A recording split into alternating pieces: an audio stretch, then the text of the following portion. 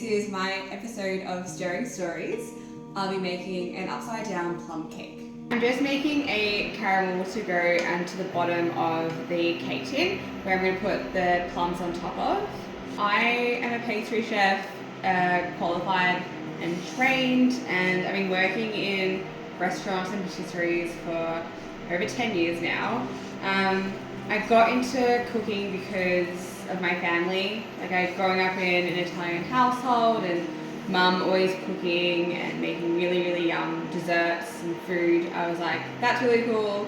But then I also originally wanted to be a childcare teacher, and I was in high school doing my Vet in Schools program, and I did one day of childcare and I absolutely hated it.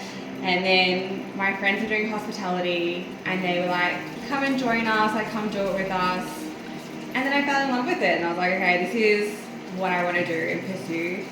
And I did, and here I am 10 years later, or 11, 12 years later, being a pastry chef. So I really love making desserts and cake because it's the last meal that people eat when you go to a restaurant or you go to someone's house, and I think that's really special, being able to give somebody a lasting moment or memory.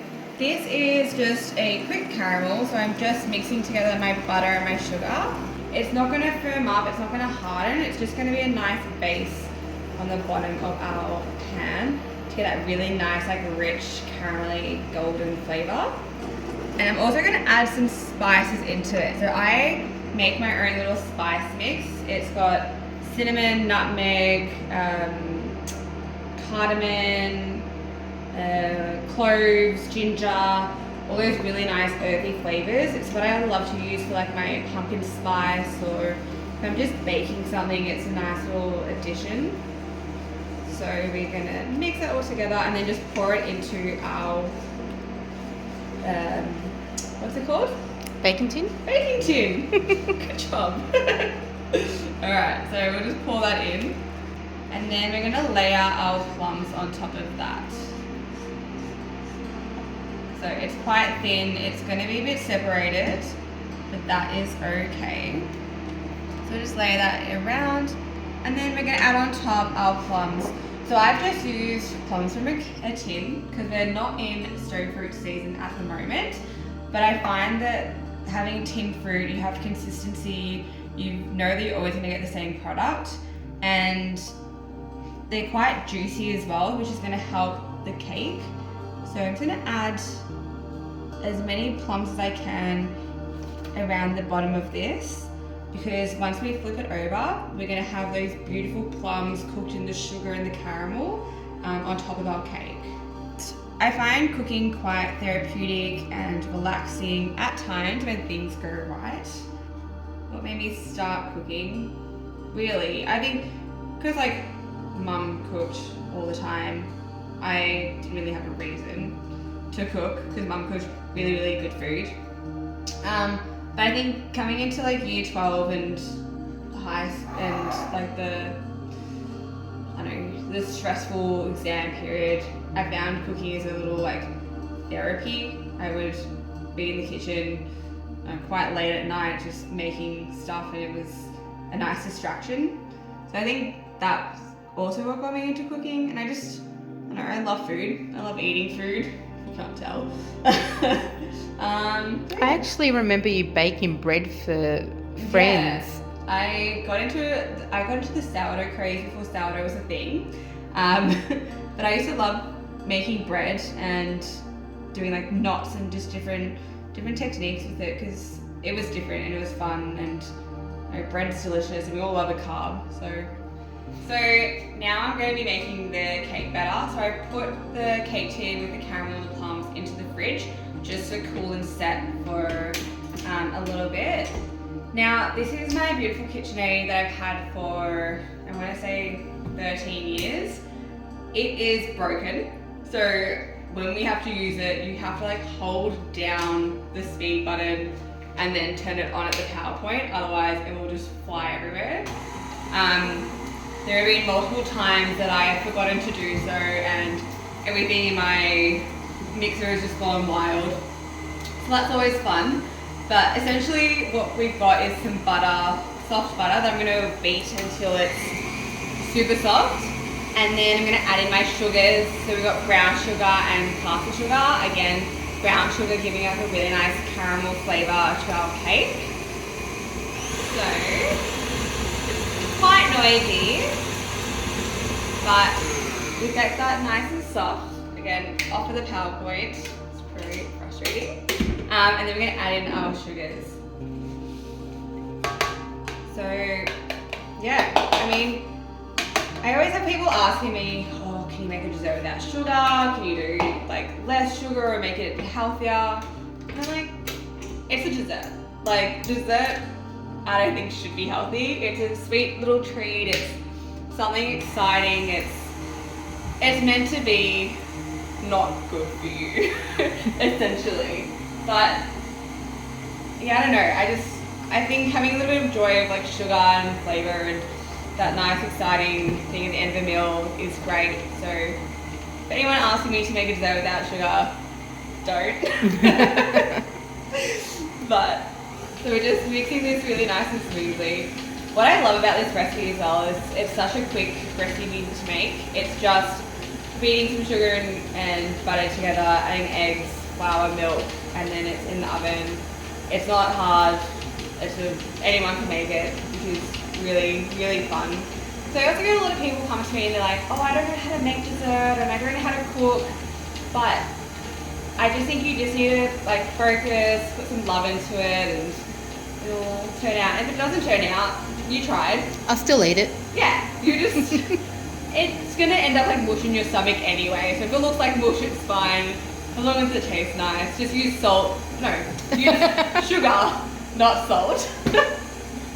Check your ingredients first. Alright, so this cake is really, really nice to eat on a cold day or like in winter, because once you take it out of the oven and if it's still warm from like the oven with the plums and all the sugar, it's really warming and like a cozy flavour.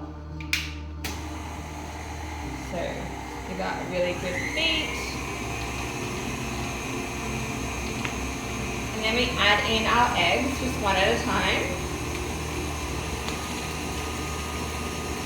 Without making a mess.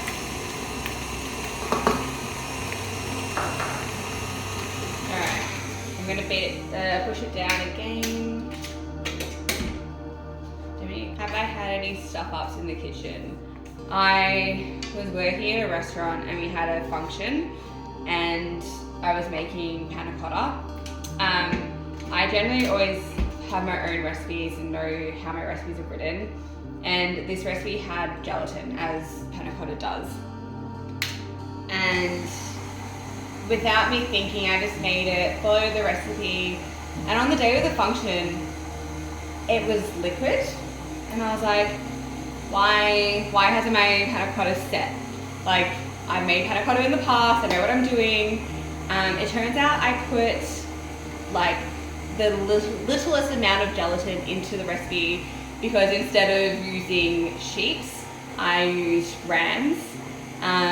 So we had panna cotta soup for the function that day because I made a mistake, and I just think it was a really important lesson for me to like ask how other people's recipes are written and double confirm ingredients, because yeah, everyone does things differently, and that was a big learning point for me, because gelatin's tricky, because some people write, oh, I want 3 sheets of gelatin, or some people write, I need 6 grams of gelatin. So it's just, you really have to pay attention to that. Have you been able to fix up recipes that have gone wrong? Yeah, we call it cowboying in the industry, where if something's not working properly, you cowboy it and you whip something up to make it work. So I've had quite a few cowboy moments, or a cowgirl. Just quickly, we're gonna add in some vanilla essence. So Cream Professional, I'm a brand ambassador for. So I'm just gonna add a couple of tablespoons of vanilla into this, just for extra flavor. And then we're gonna add in our flour as well. So just on a low speed, I'm just gonna spoon in some of my flour to get it incorporated and mixed together. We also don't want to over mix this cake too much, but I still want the batter to be really nice and smooth. Just dump the rest in. And I'm also going to add some more of my spice mix into it. So just a nice couple of tablespoons, get it really nice and spicy and delicious. A lot of pastry chefs are like, you have to like do a recipe by the book, it's got to be exactly this way.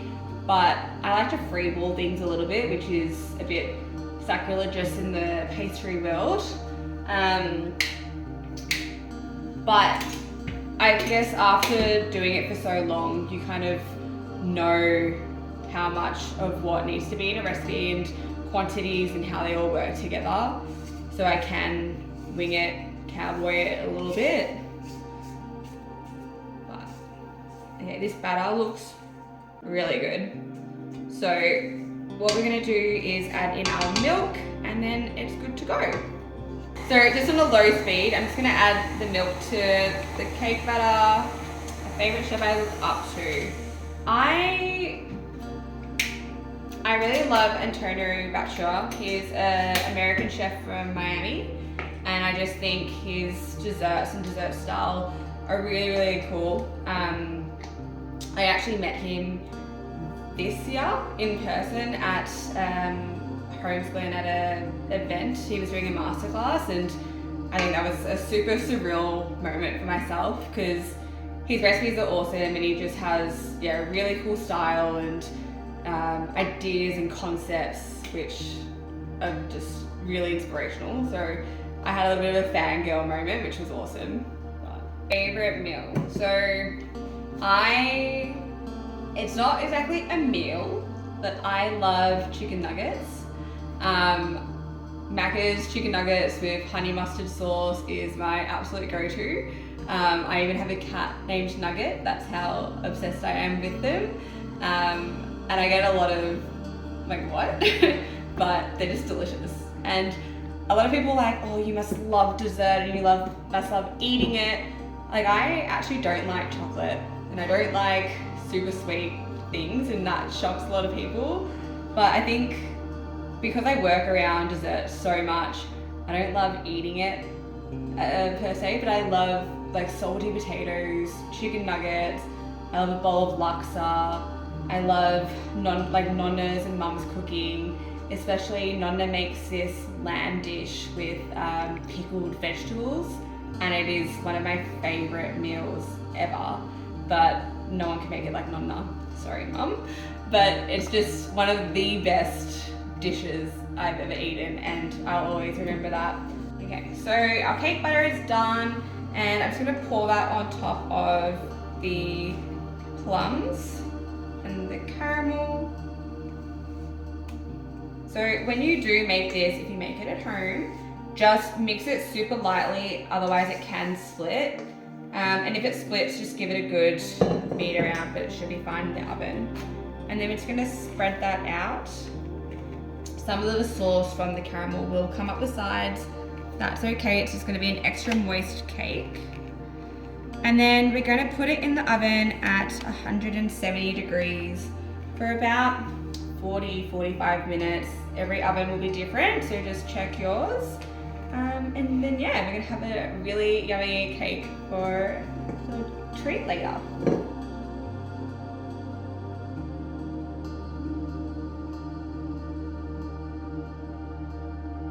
So it's been in the oven for about 40 minutes, but I'm just gonna put some foil on top to stop it from coloring. It needs maybe another like 10-15 minutes. And the foil is just gonna help protect the color. Okay, so the cake was in the oven for about an hour, and I just let it to rest for about 20 minutes. And now we're gonna tip it out, and fingers crossed that it worked.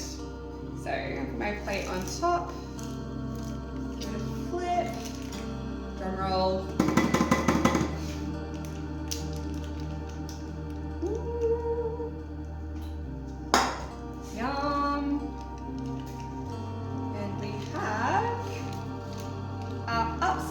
down plum cake.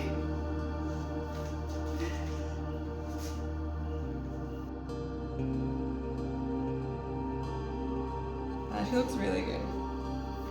Super saucy and like really moist to the caramel and the plums and yum. Should we cut a slice? Yeah. And we have a butter knife to cut the cake because I couldn't find a normal knife. So let's cut a piece.